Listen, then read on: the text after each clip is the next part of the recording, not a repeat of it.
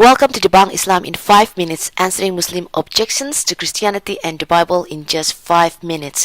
Dalam seri menjawab pertanyaan Muslim dalam 5 menit, kita masih sampai pada seri Trinitas bagian yang kedua.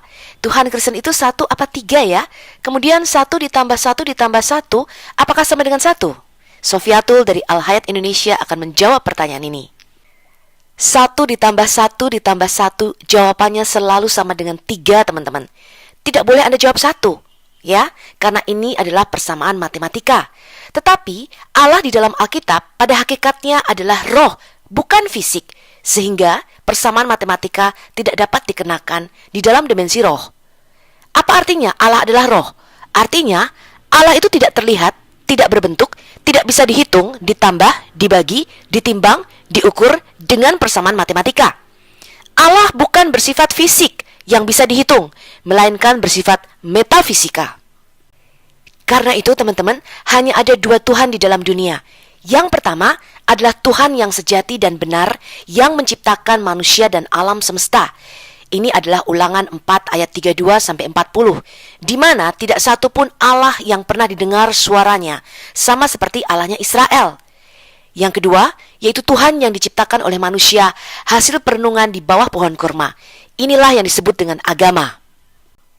Jadi Allah yang benar dan Allah yang sejati yang menciptakan manusia dan alam semesta haruslah Allah yang bisa menyatakan atau mewahyukan siapa dirinya. Karena kita tidak bisa mengenal Allah jika Allah tidak menyatakan siapa dirinya. Kita tidak bisa naik ke levelnya Allah. Hanya Allah lah yang bisa turun ke level kita dan mewahyukan serta menyatakan siapa dia yang sebenarnya. Lalu bagaimana Allah yang Esa itu menyatakan dirinya di dalam Alkitab? Allah yang Esa menyatakan bahwa dialah Allah Abraham, Allah Ishak, dan Allah Yakub. Di dalam perjanjian lama, Allah menyatakan dirinya dalam rupa Bapa, Firman, dan Roh. Sedangkan di dalam perjanjian baru, lebih jelas lagi, Allah yang Esa itu menyatakan dirinya dalam Bapa, Anak, dan Roh Kudus. Jadi jelas ya, orang Kristen hanya menyembah Allah yang satu dan satu-satunya, the one and only true God. Allah yang Esa ini menyatakan dirinya bahwa di dalam dia terdapat firman yang kekal dan roh yang kekal. Dan oleh firman Tuhan ini, maka seluruh alam semesta ini diciptakan melalui nafas dari mulutnya atau roh Allah itu sendiri. Kenapa Allah di surga disebut dengan Bapa? Bukan karena dia laki-laki atau karena dia mempunyai seorang istri kemudian mempunyai anak. Kata Bapa ini berasal dari kata af atau ab atau aba. Artinya sumber yang mengadakan atau melahirkan segala sesuatu. Hampir semua agama di dunia menyebut Allah yang di surga dengan sebutan Bapa dalam bentuk maskulin. Karena daripada dialah sumber dan lahir segala sesuatu, alam semesta ini diciptakan termasuk manusia. Malaki 2 ayat 10 dengan jelas mengatakan, bukankah kita sekalian mempunyai satu Bapa? Bukankah satu Allah yang menciptakan kita?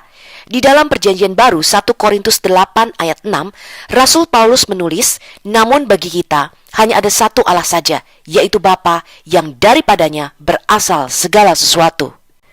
Lalu siapa itu Logos atau Sang Firman? Kata Logos itu berarti kecerdasan ilahi, akal budi ilahi, hikmat ilahi, logika ilahi, ilmu pengetahuan ilahi, jiwanya Allah, kepribadian Allah, dan ekspresi ilahi. Jadi Yesus sebagai Sang Logos atau Sang Firman itu bukan perkataan a, i, u, e, o, atau bukan sekedar kata-kata yang keluar dari mulut Allah. Dia adalah jiwa Allah itu sendiri, yaitu ekspresi terdalam dan gambaran dari siapa Allah yang sebenarnya. Saya kasih Anda contoh, kata biologi misalnya, terdiri dari kata bios dan logos, yang artinya pengetahuan tentang alam, bukan sekedar kata-kata. Logos atau Sang Firman inilah yang berinkarnasi atau menjelma menjadi manusia, dan melalui Sang Firman, segala sesuatu diciptakan. Di dalam Yohanes 1 ayat 1-3 dikatakan dengan jelas, pada mulanya adalah firman, firman itu ada di dalam diri Allah, dan firman itu ilahi. Jadi Sang Firman itu pada mulanya ada di dalam diri Allah bersama-sama dengan Allah di dalam kekekalan sebelum segala sesuatu dan sebelum dunia ini dijadikan. Dan melalui Sang Firman itulah segala sesuatu dijadikan oleh Sang Firman itu. Dan tanpa Sang Firman tidak ada sesuatu pun yang telah jadi dari segala yang telah dijadikan.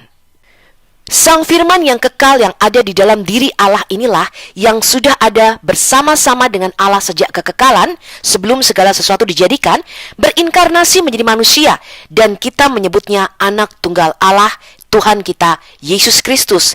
Di dalam Ibrani 1 ayat 1-3 dikatakan dengan jelas, setelah pada zaman dahulu Allah berulang kali dan dalam berbagai cara berbicara kepada nenek moyang kita dengan perantaraan para nabinya, maka pada zaman akhir ini Dia telah berbicara kepada kita dengan perantaraan firman-Nya atau anaknya yang telah Ia tetapkan sebagai yang berhak menerima segala yang ada.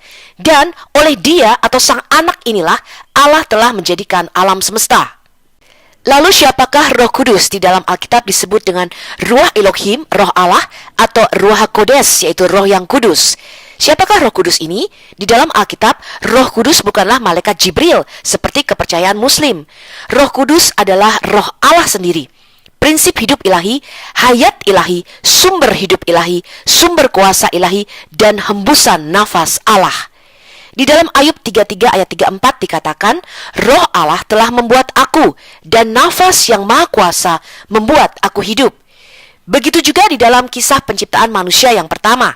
Ketika itulah Tuhan Allah membentuk manusia atau Adam dari debu tanah dan menghembuskan nafas hidup, nefes kaim, artinya menghembuskan rohnya ke dalam lubang hidung Adam. Demikianlah Adam menjadi makhluk yang hidup.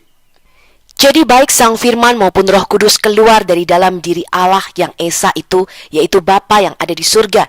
Dalam Bilangan 16 ayat 22 dikatakan dengan jelas, Ya Allah, Allah dari roh segala makhluk. Jadi kita mendapatkan hembusan nafas Allah atau roh daripada Dia.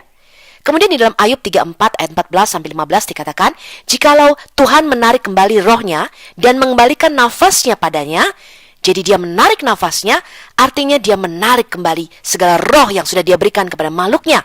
Maka akan terjadi kerusakan. Dikatakan, maka binasalah bersama-sama segala yang hidup dan kembalilah manusia kepada debu. Inilah yang dimaksud dengan Trinitas di dalam Alkitab kita. Sampai jumpa pada video berikutnya. Shalom.